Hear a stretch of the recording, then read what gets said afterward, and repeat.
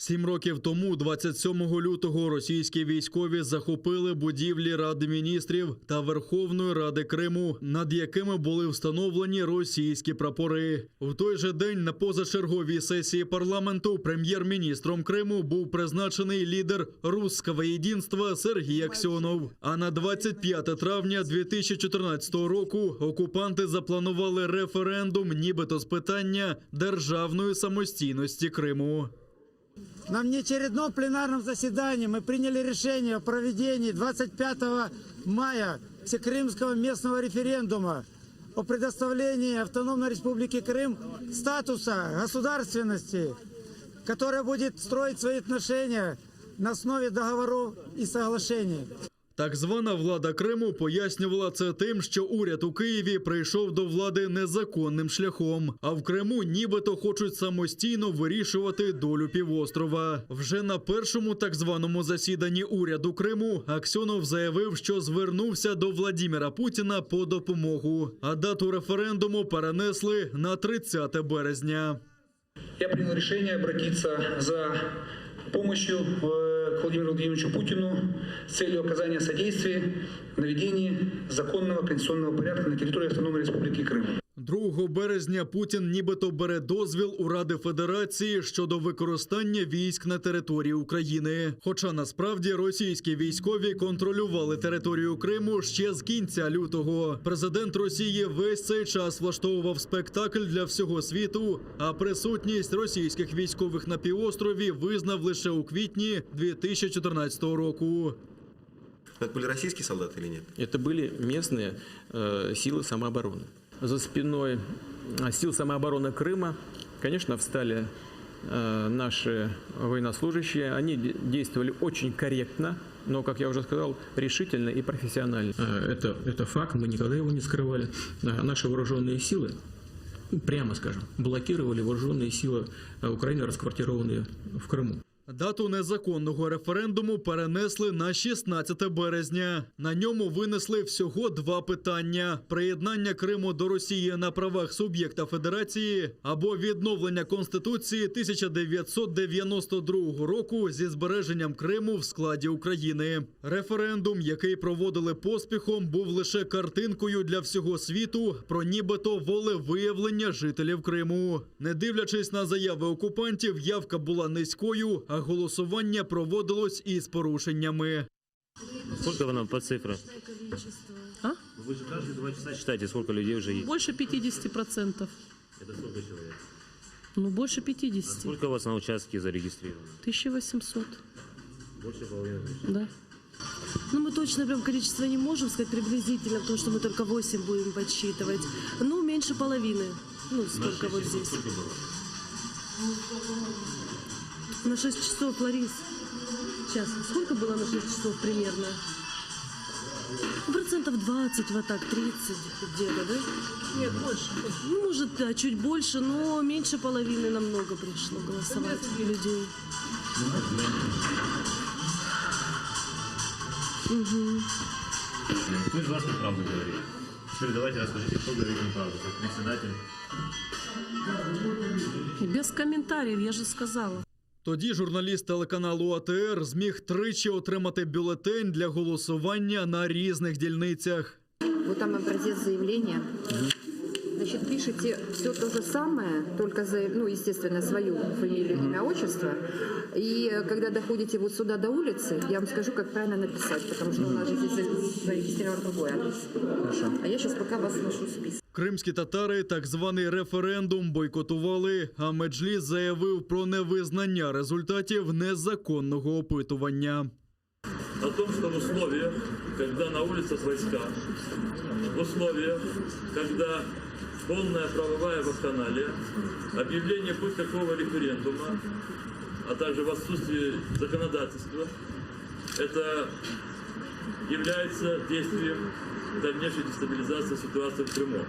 18 березня Путін, Аксьонов, Константінов та Чалий підписують угоду про нібито входження Криму та міста Севастополь до складу Росії. Але, як відомо, злочин не може породжувати право. 27 березня 2014 року Генеральна асамблея ООН прийняла резолюцію, згідно з якою так званий референдум не має законної сили і не може бути основою для будь-якої зміни статусу півострова. Сьогодні, 7 років по тому, міжнародна спільнота вкотре наголосила на своїй політиці невизнання окупації Криму Росією. Владислав Стужук, Ур'янець Томєрова, Заман, АТР.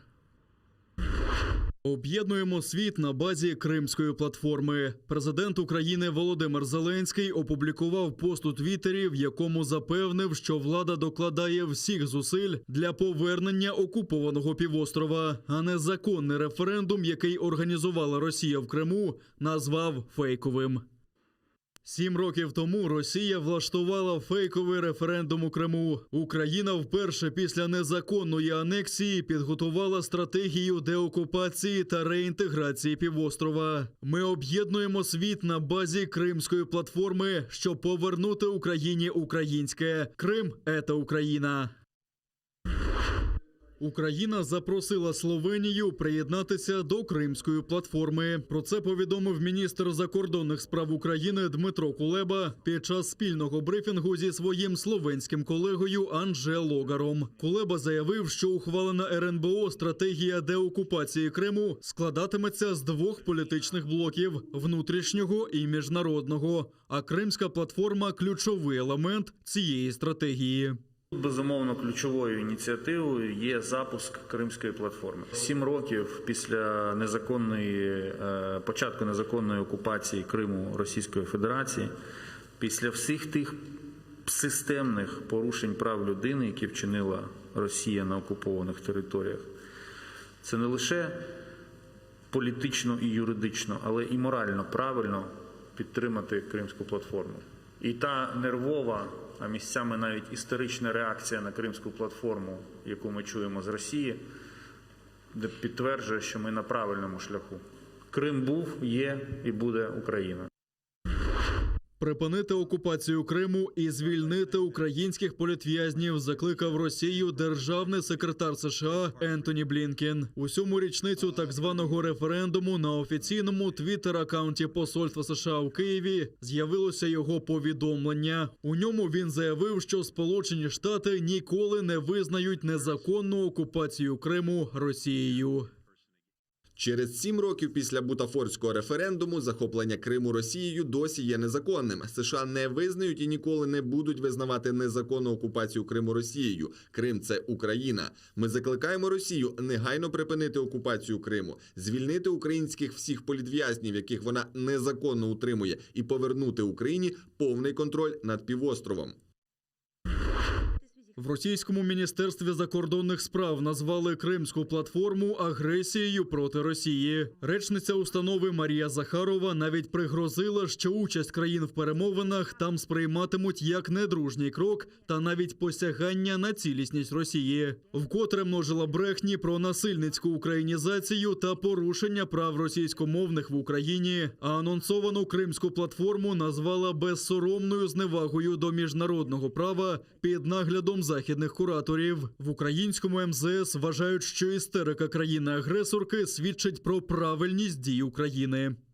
Погрози на адресу України та інших держав-учасників Кримської платформи є черговим проявом триваючої маргіналізації російської зовнішньої політики. Злодій не набуває законного права власності на викрадену їм річ. Російські міжнародно визнані кордони давно відомі. До них не належать Крим і Севастополь. Кепкування з російських агентів. Цієї ночі невідомі розклеїли Києвом плакати з портретами російських дипломатів, які працюють в Україні, де вони ніби від першої особи називають Крим українським. Листівки з'явилися всюди, де живуть і працюють російські дипломати, а їх службові автівки прикрасили українськими тризубами. Такі ж постери з щирим невизнанням окупації хтось наклеїв біля інших дипломатичних представництв у Києві. Києві. Навпроти 10 посольств, зокрема Сполучених Штатів, Великої Британії, Франції, Німеччини, Молдови, Білорусі та інших.